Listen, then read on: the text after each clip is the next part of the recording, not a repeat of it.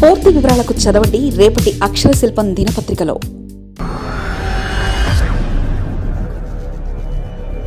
Car బేజారు కావడానికి ఇదే కారణం. మున్సిపల్ ఎన్నికల్లో కారు జోరు లేదే, అలా కనిపించడానికి అసలు రీజన్ అదేనా? ఏదో బయటికి అలా అనుకుంటుందే తప్ప తెలంగాణలో టీఆర్ఎస్ పార్టీ పూర్తిగా ఒక రకంగా ఇబ్బంది పడుతుంది. ఇప్పుడు కాంగ్రెస్ పార్టీ సాధించిన విజయాల్లో సగం సగం టీఆర్ఎస్కు సంబంధించిందే. అలాంటి బీఆర్ఎస్ పార్టీ స్థానాల్ని ఇప్పుడు కాంగ్రెస్ తీసుకుంటుందని ఎవరూ అనుకోలేదు.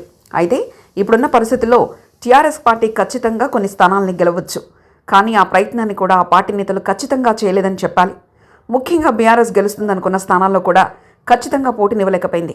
దీంతో మున్సిపల్ కార్పొరేషన్ ఎన్నికల్లో కాంగ్రెస్ పార్టీకి దీటుగా టీఆర్ఎస్ నిలవలేకపోయింది. టీఆర్ఎస్ అంటేనే ఒక నమ్మకంగా ఉన్న తెలంగాణలో ఇప్పుడు బీఆర్ఎస్ పూర్తిగా చతికిల పడిపోయింది. తెలంగాణలో మున్సిపల్ ఎన్నికలు బీఆర్ఎస్ను కోలుకునివ్వకుండా చేశాయి. తాము అత్యధిక స్థానాల్లో గెలిచామని చెప్పుకుంటున్నప్పటికీ ఆశించిన స్థాయిలో పెర్ఫార్మెన్స్ ఇవ్వకపోవడం కొంత నేతల్లో కేడర్లో ఆందోళన నెలకొంది. అయితే అధికారంలో లేనప్పుడు ఈ మాత్రమైన స్థానాలను దక్కించుకుంటామంటే చాలు అని సంతృప్తి పొందుతుంది. 17 మున్సిపాలిటీలను మాత్రమే 116 మున్సిపాలిటీల్లో గెలుచుకుంది. 7 కార్పొరేషన్లో ఒక్కటీ దక్కలేదు. ఈ ఎన్నికల ఫలితాలు కొన్ని ప్రాంతాలకే పరిమితమైన ఉంటుండడం రాజకీయ వర్గాలను సైతం ఆశ్చర్యపరుస్తుంది. బీఆర్ఎస్కు ఓటు బ్యాంకు ఉన్న స్థానాల్లో వెనుకబడిపోవడం పార్టీలో చర్చనీయాంశంగా మారింది. ముఖ్యంగా పార్టీకి ఒకప్పుడు కంచుకోటలా ఉన్న కరీంనగర్, నిజామాబాద్ వంటి చోట కార్పొరేట్ స్థానాల్లో గెలవలేకపోతున్నారు. వరంగల్ వంటి చోట్ల ఆదరణ కోల్పోయింది. దక్షిణ తెలంగాణలో అసలు లెక్కలోకి రావడం లేదు.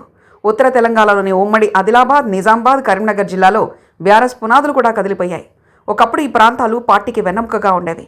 కానీ తాజా మున్సిపల్ ఎన్నికల్లో ఇక్కడ బీజేపీ భారీగా పుంజుకోవడం, కాంగ్రెస్ తన పట్టును నిరూపించుకోవడంలో బీఆర్ఎస్ 3వ స్థానానికి పడిపోయింది. క్షేత్రస్థాయిలో క్యాడర్ చెల్లాచెదురు కావడం, ద్వితీయ శ్రేణి నాయకత్వం నైరాశ్యంలో ఉండిపోవడం కూడా కారు పార్టీ ఎన్నికల్లో అనుకున్నంతగా రాణించలేదు. దక్షిణ తెలంగాణలోనూ బీఆర్ఎస్ పరిస్థితి ఏమాత్రం మెరుగుపడలేదని ఈ ఫలితాలు నిరూపించాయి. పాలమూరు, నల్గొండ, ఖమ్మం జిల్లాలను కాంగ్రెస్ పార్టీ కంచుకోటగా మార్చుకుంది. ఇక్కడ బీఆర్ఎస్కు గట్టి ఎదురుదెబ్బలు తగులుతున్నాయి.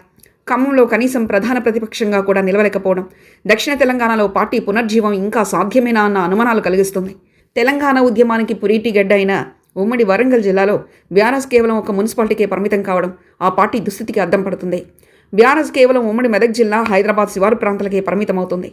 రాష్ట్రంలోని మిగిలిన 80% ప్రాంతాల్లో ప్రభావం కోల్పోయి కేవలం మెదక్తో పాటు సిటీ శివార్లపై ఆధారపడితే రాబోయే అసెంబ్లీ ఎన్నికల్లో తిరిగి అధికారంలోకి రావడం కోసం ప్రయత్నించాలి. కవిత ఎఫెక్ట్ కూడా బాగానే పనిచేసిందని చెప్పాలి. మరిన్ని కథనాల కోసం సబ్స్క్రైబ్ చేసుకోండి మీ అక్షర శిల్పం.